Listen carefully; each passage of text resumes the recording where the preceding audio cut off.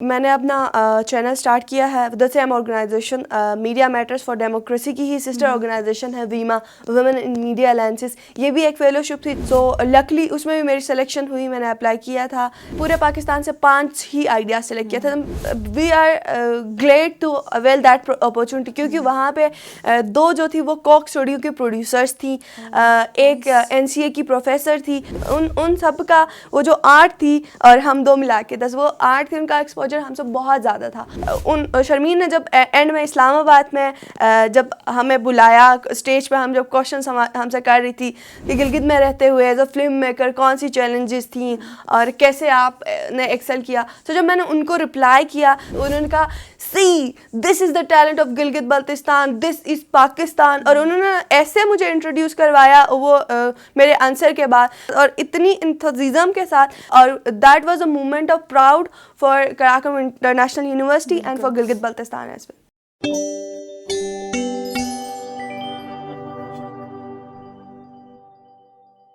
बिस्मिल्लाहिर्रहमानिर्रहीम। Programme talent talk के साथ में आपकी होस्ट सपना ज़मी। आज हमारे साथ मौजूद है KIU मीडिया डिपार्टमेंट की स्टूडेंट सहरिश कंवल, जिन्होंने यूनिवर्सिटी को नेशनल लेवल पे रिप्रेजेंट किया है। इन्होंने बहुत सारे अवार्ड्स भी विन किए हैं, जिनमें सिटीजन जर्नलिस्ट अवार्ड और पटाखा फिल्म अवार्ड, जो कि इन्होंने शर्मीन उबैद चुनाई के साथ एक प्रोजेक्ट पे काम किया था। आए इनसे मज़ीद इनके स्ट्रगल्स और इनकी लाइफ जर्नी के हवाले से पूछते हैं। अस्सलाम वालेकुम सहरिश, कैसी हैं आप? अल्हम्दुलिल्लाह ठीक, आप कैसी हैं? मैं बिल्कुल ठीक। अच्छा सहरिश, तो हमें बताएंगे आपने हमने सुना कि आपने सिटीजन जर्नलिस्ट अवार्ड विन किया है, तो आपने किन प्लेटफॉर्म्स पे एज अ सिटीजन जर्नलिस्ट आपने काम किया है और किस तरह आपने इस पे अप्लाई किया था? ये सिटीजन जर्नलिस्ट अवार्ड जो है basically media matters for democracy उन्होंने ऑर्गेनाइज़ किया था, और GB और कश्मीर में जो इन्फ्लुएंसिंग स्टोरीज़ जो है उनकी बेस पे इन्होंने किया था। सो मैंने अप्लाई किया था। मैंने स्टोरी प्रोड्यूस किया था मरूच कम्युनिटी, जो सोनेवाल कम्युनिटी ऑफ गिलगित बल्तिस्तान है, उस पर स्टोरी बनाने में मुझे 3 महीने तकरीबन लगे थे, because that's on research base. Ma'am Faiza का प्रोजेक्ट था हमें कम्युनिटी जर्नलिज्म का, तो उसी प्रोजेक्ट के अंडर पे मैंने ये स्टोरी बनाई थी विद द रिसर्च वर्क।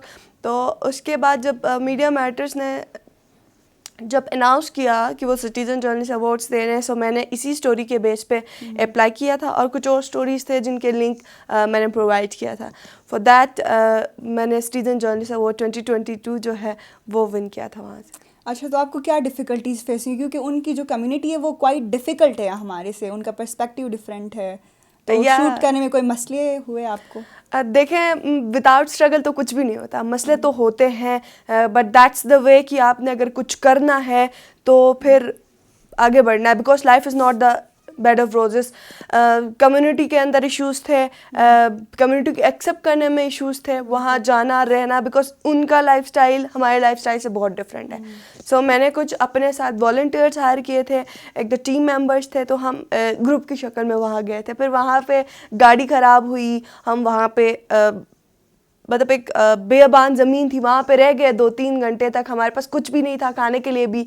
सो उसके बाद क्योंकि हमें इस स्टोरी के बैक एंड पे काफ़ी सपोर्ट मिली थी। जो AC जगलोट है, तनवीर साहब, उन्होंने हमारी हेल्प की थी। ज़फ़र वक़ार ताज सर तब सोशल वेलफेयर के सेक्रेटरी थे, तो उन्होंने हेल्प की थी। तो जब हमने जो AC साहब हैं उनको कॉल किया, तो फिर उनकी गाड़ी आई और उन्होंने हमें रेस्क्यू किया, और तकरीबन हम कोई रात के 11 बजे वापस गिलगित पहुँचे थे, जब हम स्टोरी शूट करने गए थे एक दिन। बाकी तो हम 2-3 दफ़ा उनकी तरफ गए थे शूट करने। बाकी अपार्ट फ्रॉम रिसर्च वर्क जो बैक एंड पे किया था वो अलग था। सो डिफ़िकल्टीज़ होती हैं, but you have to move on. चलें, दैट इज़ सो नाइस। तो आपका अपना पर्सनल भी कोई चैनल होगा ना? जी, मैंने अपना चैनल स्टार्ट किया है with the same organization media matters for democracy की ही सिस्टर ऑर्गेनाइजेशन है वीमा वुमेन इन मीडिया अलायंसेस। ये भी एक फेलोशिप थी, जिसमें वो यूट्यूब चैनल्स, आपके websites, Facebook accounts, Instagram accounts बना रहे थे, जो सिटीजन जर्नलिस्ट है या इमर्जिंग जर्नलिस्ट है जो अभी इस फील्ड में आ रहे हैं। सो लकली उसमें भी मेरी सिलेक्शन हुई, मैंने अप्लाई किया था। बट अभी हम इसको लाइव जर्नल्स रख रहे हैं। इट्स मीडिया हाउस, बेसिकली एक मीडिया हाउस होगा, अभी आइडिया फॉर्म में है, स्टार्टअप में, तो अभी इस पर मज़ीद काम हो रहा है, जो कि वुमेन लेड होगा और by the women for the women. उनके लिए जो गिलगित बल्तिस्तान में ख़वातीन हैं इस फील्ड में आना चाहती हैं, बहुत सारे हमसे अप्रोच करते हैं, बट को वर्क स्पेस की वजह से या फिर कम अपॉर्चुनिटीज़ की वजह से वो इस तरह से एक्सेल नहीं कर पाती। सो उनके लिए ऑर्गेनाइजेशन है। सो हम जर्नलिज्म को लेके और प्रोडक्शन वाली साइड दोनों को लेके इसमें इंशाल्लाह आगे बढ़ेंगे। चलिए, तो लाइफ जर्नल्स विद सहरिश बताया जी। आपने, जो हम ज़रूर सब्सक्राइब करेंगे आपका चैनल इंशाल्लाह। तो आपने जो शर्मीन उबैद चनाई के साथ जो प्रोजेक्ट किया था, उसमें क्या था, आपने क्या नया सीखा, क्या मकसद था उस प्रोजेक्ट का? शर्मीन उबैद चनाई के साथ जो हमने फ़िल्म प्रोड्यूस करी वो उसमें बेसिकली आइडिया मेरा नहीं था, सीमा इकबाल उनका आइडिया था। But I was always be interested in film making, journalism, so connected field है। तो सीमा एक दिन मेरे पास आई, उसने कहा यार मुझे एसओसी की तरफ से ये मिला है ग्रांट, मिलने वाला है, एप्लीकेशन सेलेक्ट होने को है, बट उन्होंने कुछ सीरीज़ मांगी थी कि आपके साथ आपका पार्टनर भी होना चाहिए, को डायरेक्टर आप रखें और कुछ रिक्वायरमेंट्स थी। उसने कहा कि यार तुम मेरे साथ करोगी? मैंने कहा एसओसी मुझे नहीं पता था ये शर्मीन उबैद चनाए वाला है, मुझे लगा कि वो एसकॉम सुना था मैंने कहा एसकॉम का प्रोजेक्ट है? मैंने कहा हाँ नाम डाल दो। अच्छा, एक हफ्ते बाद जब मुझे ईमेल आई एसओसी की तरफ से, मैंने कहा यार दैट्स अमेजिंग, ये तो शर्मीन उबैद चनाए और स्कॉटिश डॉक्यूमेंट्री इंस्टीट्यूट का है। फिर एज ए को डायरेक्टर मैंने उस प्रोजेक्ट में काम किया, मैंने और सीमा ने। फिर सर वलीम ने हमें टेक्निकल सपोर्ट दी, तो हमने जाके वो जो स्टोरी शूट की उसका नाम है बेसिकली वेज ऑफ सीइंग, जिसमें मैं को डायरेक्टर थी और सीमा इकबाल हमारी डायरेक्टर थी। हमने हमारी पहले 2-3 महीने ऑनलाइन क्लासेस हुई जूम पे कि आपने फिल्म प्रोडक्शन के हवाले से। उसके बाद हम जब कराची गए, फिल्म यहाँ शूट करके कराची गए, वहाँ पे एडिट वगैरह किया। और दूसरा ये है कि एडिटिंग की स्किल्स मेरे में नहीं थी और सीमा को भी ऐसे एडिटिंग का कुछ नहीं पता था, but there was an editor और हम क्योंकि डायरेक्टर से उन्होंने अपना काम करा है, the way we directed that और जिस तरह से वो एडिट कराया हमने, मुझे लगा कि यार मैं बहुत अच्छी एडिटर भी बन सकती हूँ अगर मुझे सॉफ्टवेयर आए। सो बैठ के फिर वो सबटाइटलिंग वगैरह वो सारा वहाँ पे 1 हफ्ता हमने कराची में बैठ के पोस्ट प्रोडक्शन की काम जो है वो मुकम्मल किया। उसके बाद हम इस्लामाबाद आए, वहाँ पे पब्लिक स्क्रीनिंग हो गई और फिर ये जर्नी थी उसकी। अच्छा, तो एक डाइवर्सिटी थी, मतलब पूरे पाकिस्तान से लोगों को सेलेक्ट किया गया था ना? ये बिल्कुल, इसमें ऐसा था कि पूरे पाकिस्तान से 5 ही आइडिया सेलेक्ट किया था।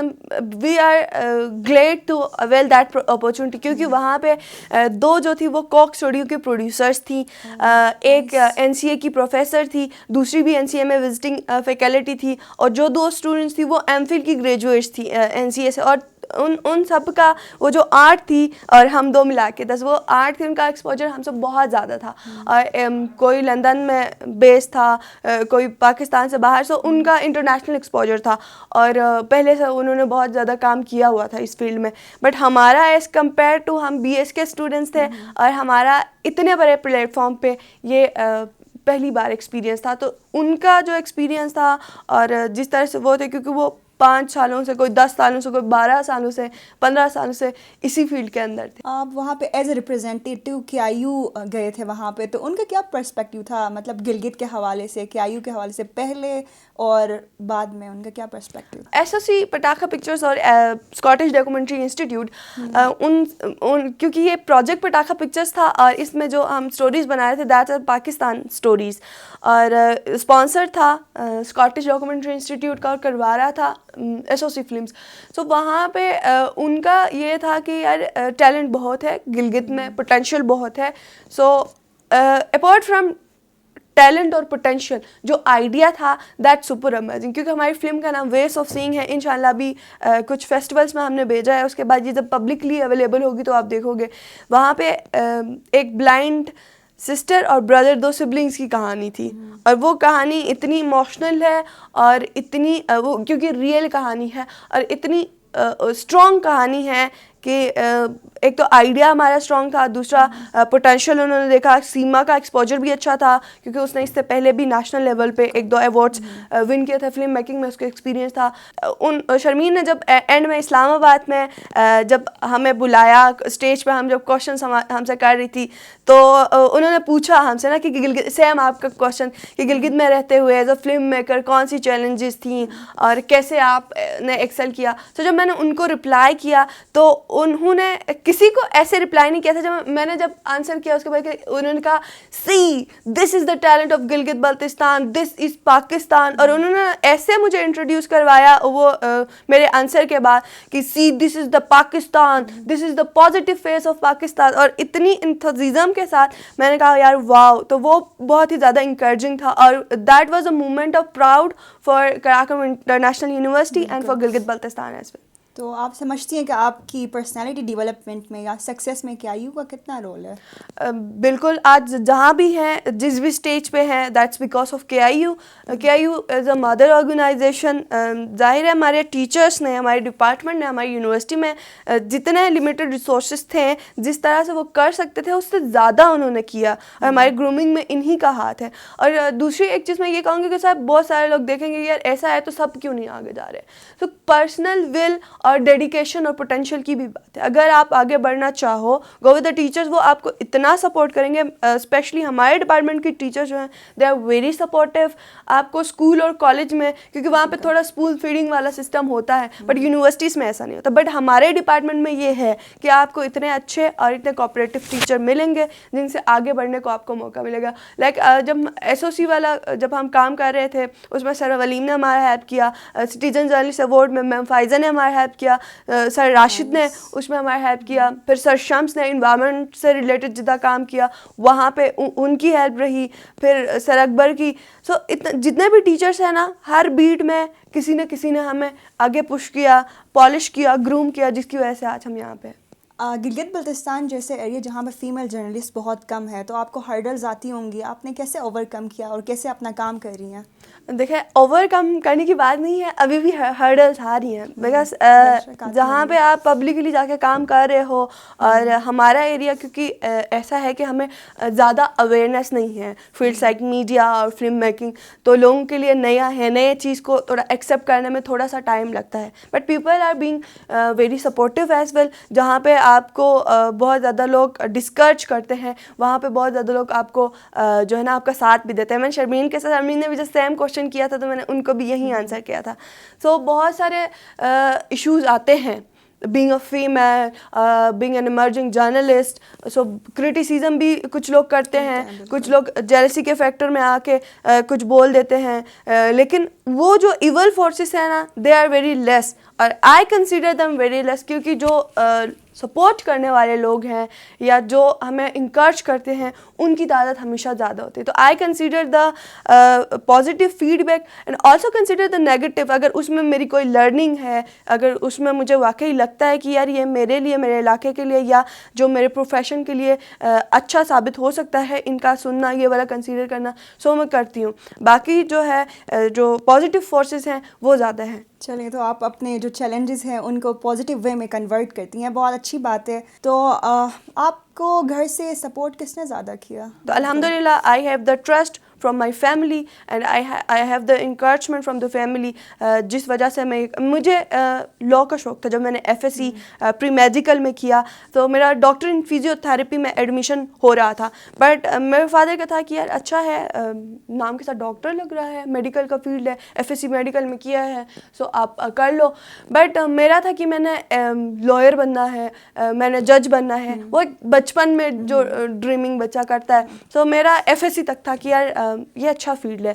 और दूसरा मेरा ये भी माइंड में था कि यार ये जो मैस कम्युनिकेशन है ना, ये जो लोग आके TV में बोलते हैं, एंकर पर्सन जो होते हैं, उनमें बड़ा शौक़ था।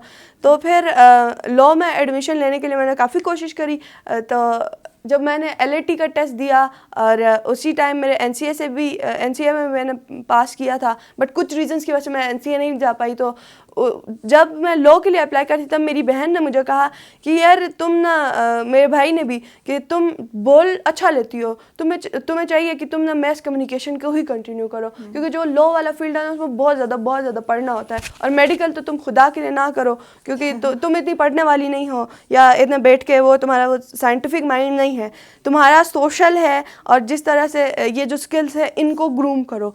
तो फिर मैंने वाकई सोचा और मुझे इंटरेस्ट भी था। तो जो मेरी बहन और मेरे भाई ने ना मुझे एक चीज़ मेरे माइंड में डाली कि यार तुम कर सकती हो, वो इकरार की मिसाल देते, तुम तो इकरार हसन जैसा काम भी कर सकती हो। फिर मैंने कहा यार वैसे सही कह रहे हैं। जब मैंने एडमिशन लिया यहाँ पे मैथ कम्युनिकेशन में, तो मेरा एक पॉइंट था माइंड में कि मैंने 6 महीने बाद जब दोबारा एडमिशन खुल जाएंगे, तो क्योंकि तब बाकी यूनिवर्सिटीज़ में एडमिशन्स क्लोज हो गए थे, मैंने कहा कि मैंने वापस जाना है किसी यूनिवर्सिटी में उसके लिए, कायद आज़म या बहाउद्दीन ज़करिया कहीं भी लॉ के लिए ना। तो बाद में फिर यहाँ पे आई, यहाँ पे काम स्टार्ट किया और फर्स्ट सेमेस्टर में ही एक यूएसएड का प्रोग्राम था, मैंने उसको होस्ट किया। फिर इस तरह से रेडियो भी स्टार्ट किया। बाद में देखा तो टॉपर भी बन गई, मार्क्स भी बड़े अच्छा है। मैंने कहा यार मैंने यहाँ से तो जाना नहीं है, क्योंकि जगह भी है, स्कोप भी अच्छा है और जो फील्ड है वो एकदम एम्प्टी था। सो वहाँ पे आप बहुत अच्छा कर सकते थे, बजाय इसके कि वहाँ जाती, डाउन में जाती, मेडिकल में या लॉ में एडमिशन लेती, 2-4 सप्लियाँ लेती, क्योंकि आई एम नॉट दैट किताबी कीड़ा, मैं इतना ज़्यादा पढ़ती नहीं, वो बहुत मुश्किल सब्जेक्ट्स है। लॉ में कर सकती थी, मेरा शौक था, बट मेडिकल के लिए मैंने खुद को अनफिट समझा और मैंने कहा यार that's the field and that's the right platform to work on it. तो फिर मैंने इसको कंटिन्यू किया। तो सारे स्टूडेंट्स के लिए कोई मैसेज? स्टूडेंट्स के लिए मैं यही मैसेज दूंगी, स्पेशली हमारे डिपार्टमेंट के, उनको ये लगता है कि यार यहाँ पे शायद कुछ भी नहीं है। सो ऐसा नहीं है, यहाँ पे बहुत कुछ है अगर आप करना चाहो तो। Teachers are very supportive. हमें ना एक वो है कि यूनिवर्सिटी आए तो सब्ज़ाजार में बैठ के चाय पी के चले गए, डिपार्टमेंट में बैठे थोड़े गप्पे लगा के चले गए। That's not the university. University life में आप आते हो 2 साल के या 4 साल के लिए, फुल इन्जॉय करो। मैंने तो बहुत इन्जॉय किया अल्हम्दुलिल्लाह। आप इन्जॉय के टाइम इन्जॉय करो, सब्ज़ाजार में बैठ के चाय पीने के टाइम चाय पढ़ो, पढ़ने के टाइम पढ़ो, और साथ ही साथ आपके पास टाइम होता है। सो आप अपने कैरियर को साथ साथ लेके चल सकते हो। कहते हैं कि अपॉर्चुनिटीज़ नहीं है, टीचर्स आर बीइंग सपोर्टिव, वो आपको ज़रूर सपोर्ट करते हैं जब आप कुछ करके दिखाते हो। मेहनत आपकी होती है, यूनिवर्सिटी इज़ अ प्लेटफॉर्म, वो मीडियम है जो आपको प्रोवाइड करता है, बट उसमें जाके कैसे अप्लाई करना है, कितनी स्ट्रगल करना है, कितने धक्के खाना है, वो सारा आपके ज़ुमरे में होता है।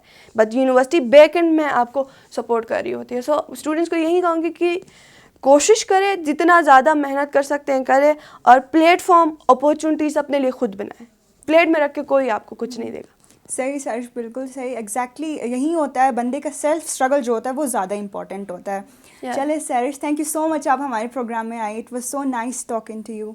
Thank you so much. तो नाजरीन, ये थी सहरिश कंवल, जो कि एक ब्राइट स्टूडेंट होने के साथ साथ दूसरों के लिए एक इंस्पिरेशन भी है।